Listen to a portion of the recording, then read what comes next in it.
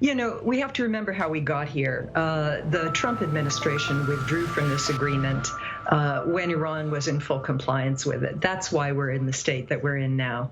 And people like Richard Goldberg were the ones who, you know, strongly lobbied for the U.S. to get out of that deal.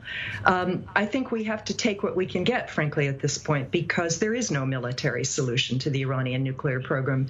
They have too much expertise.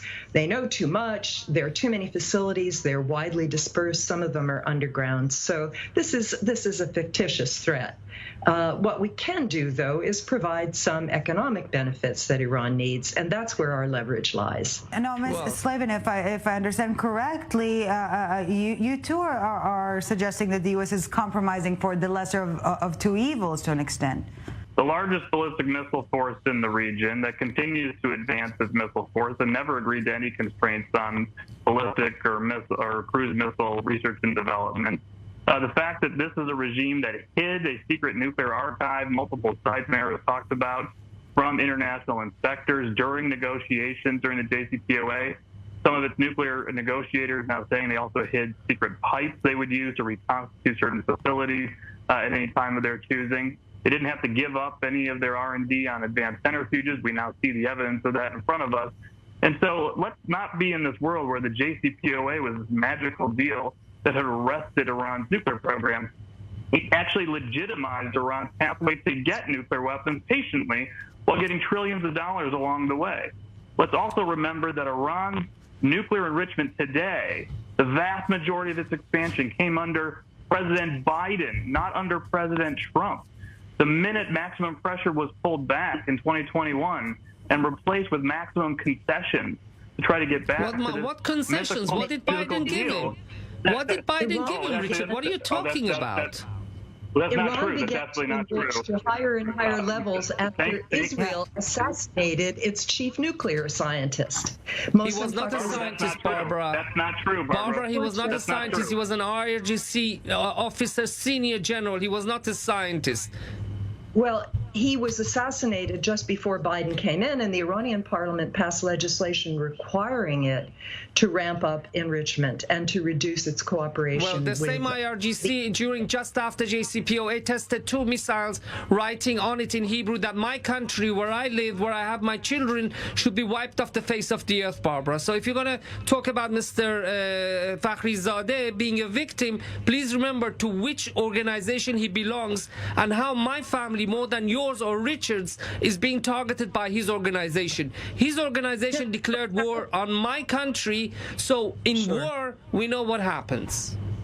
Well, we also know that Israel has 90 nuclear warheads, so it's not exactly defenseless. It also has a vast arsenal.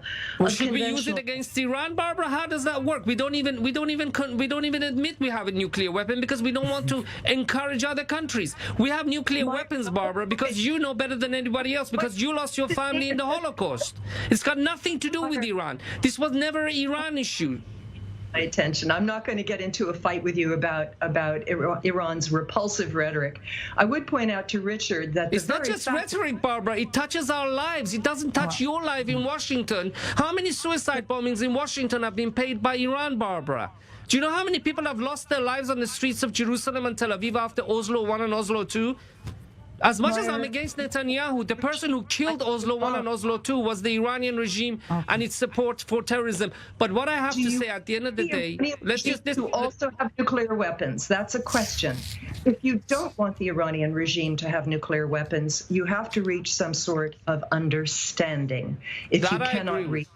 That I agree with. I think it's fiction.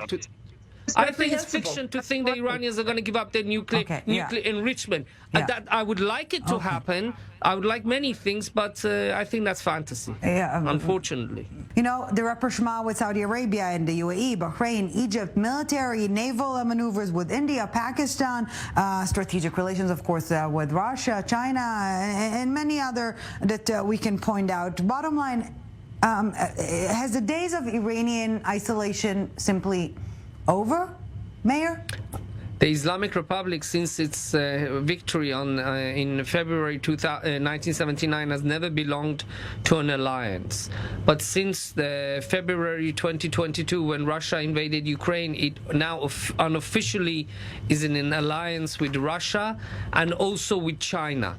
The Chinese and the Russians are confronting the United States. I'm not going to call it the Cold War, because during the Cold War with the Soviet Union, the economies of the United States and Russia were not coupled, as if you want to put it that way, as the economies of China and United States are in an incredible way. But there is a new war. There's a new war going on between China, headed by China, and this is what Ayatollah Khamenei always warned Putin since he met him the first time in 2002, that you cannot trust the Americans. And now he's saying, look, I told you so, and Putin is agreeing with him. And the dependence of Russia on Iran is unprecedented. I repeat, unprecedented.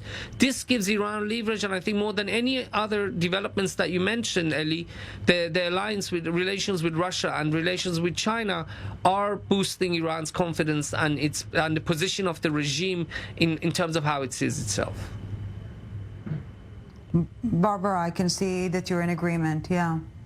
Yeah, no, I largely agree. I think we're seeing a sort of Eurasian détente that is emerging for the first time. It's the whole Middle East, and we just had a big piece on the Stimson Center website about the emerging multipolar Middle East, which has both opportunities and risks for Western countries. But we have to recognize that Iran has escaped its isolation, it's escaped sanctions through its ties with Russia and China and many other countries, including the United Arab Emirates, and now, of course, it's normalized relations with Saudi Arabia, which has not joined the Abraham Accords. آنچه در مورد ما میگویند